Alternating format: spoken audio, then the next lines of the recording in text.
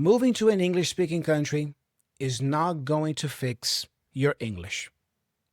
I know that's not what you've been told. I know it's not what you believe. And I know there is a version of this idea living somewhere in the back of your mind.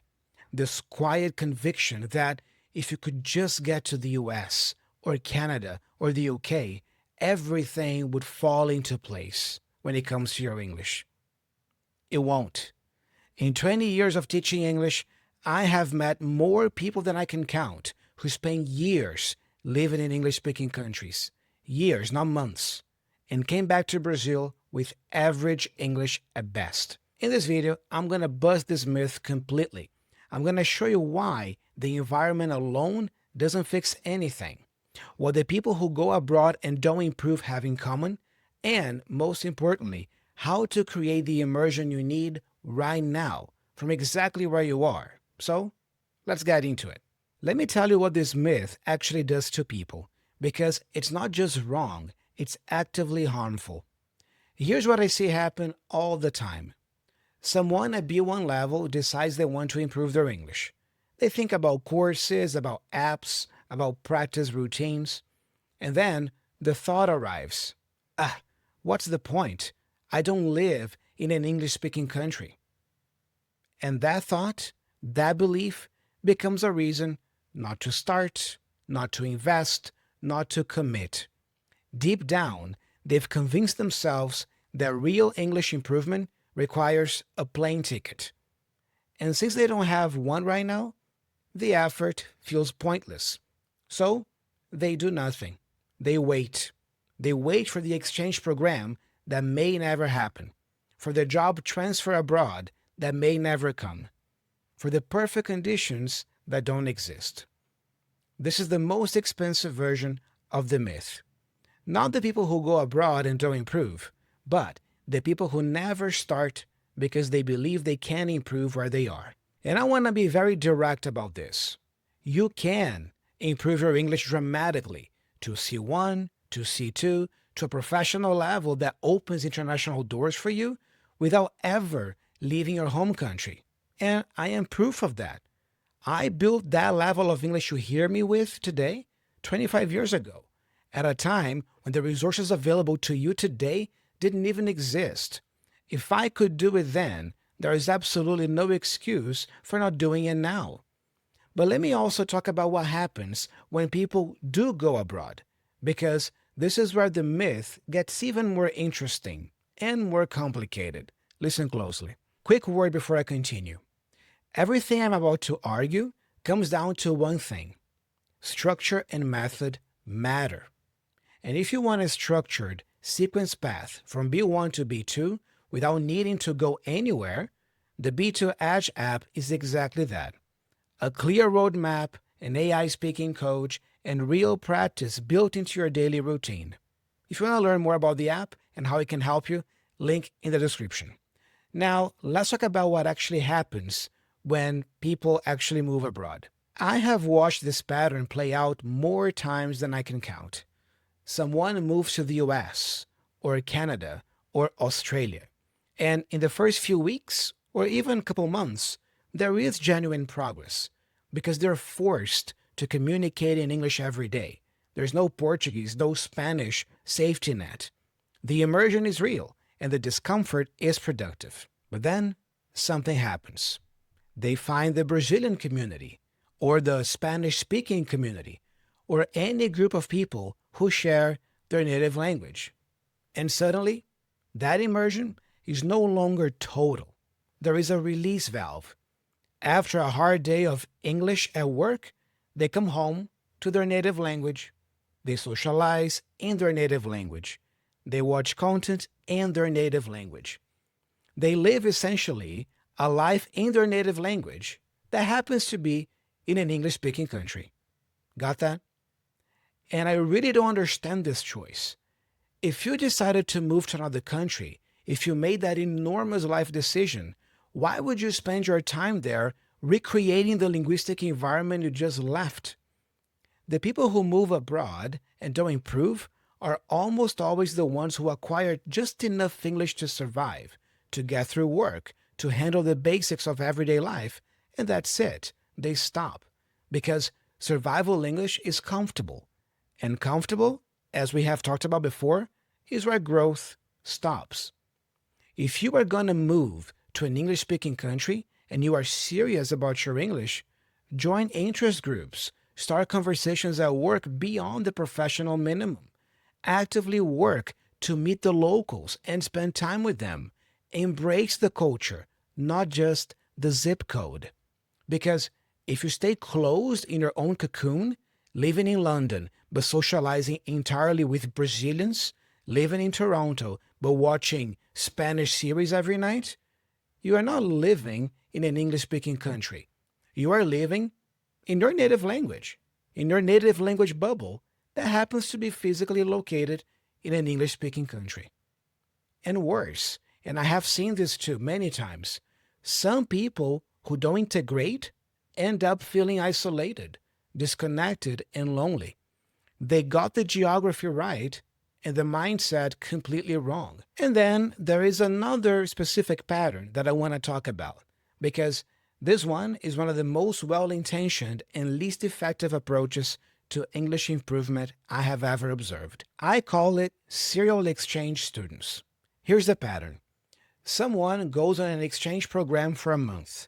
They come back feeling more confident, more comfortable with English, energized by the experience. A few months later, they go again. 6 weeks this time. Come back again. Then another program. 2 months. Back again.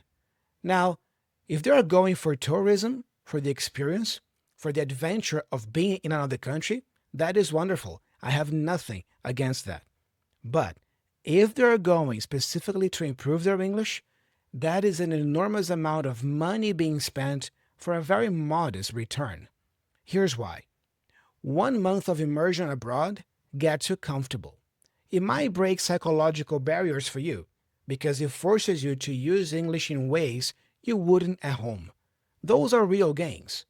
But 1 month or even 2 months, that's not enough time to close structural gaps that you have.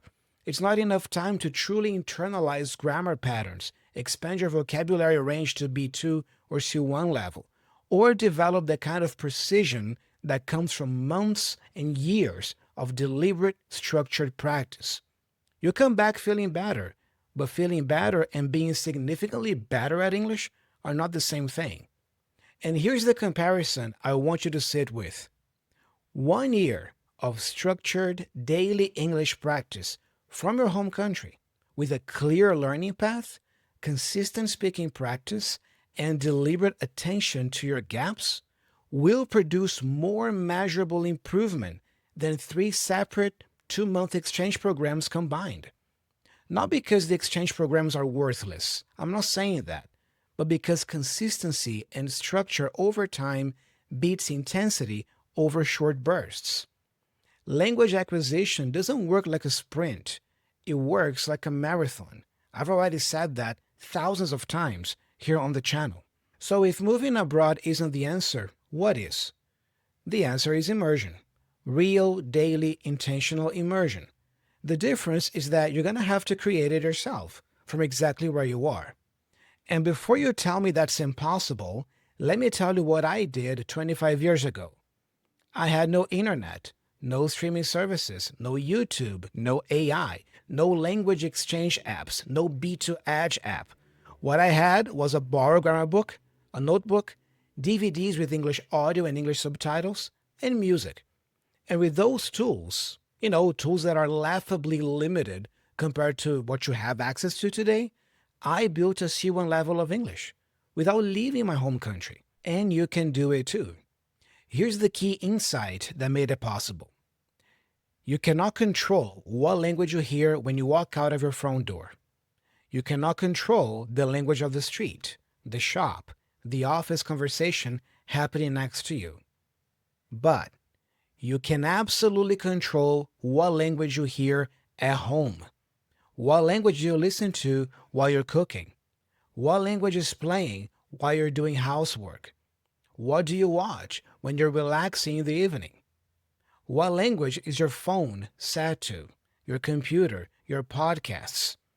Every one of those is a choice, and every one of those choices is an immersion decision.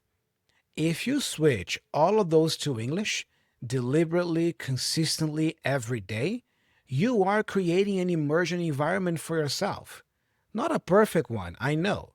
Not as total as actually living in New York, but a real one, a daily one that compounds over months and years into genuine fluency.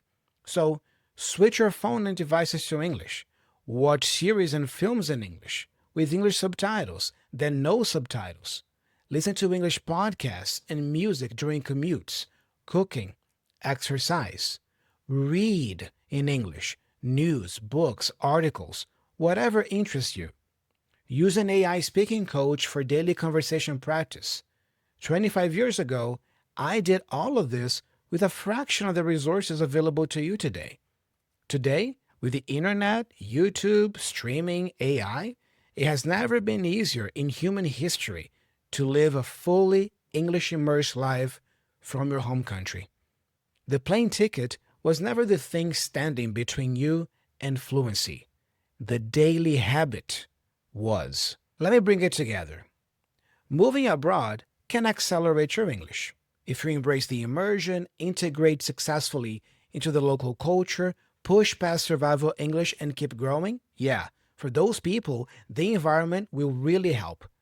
But for the people who go abroad and just recreate their home language environment, or who do short exchange programs here and there, hoping for a transformation, or who use the I don't live in an English speaking country as an excuse not to start, then moving abroad fixes nothing to those people because the environment was never the variable.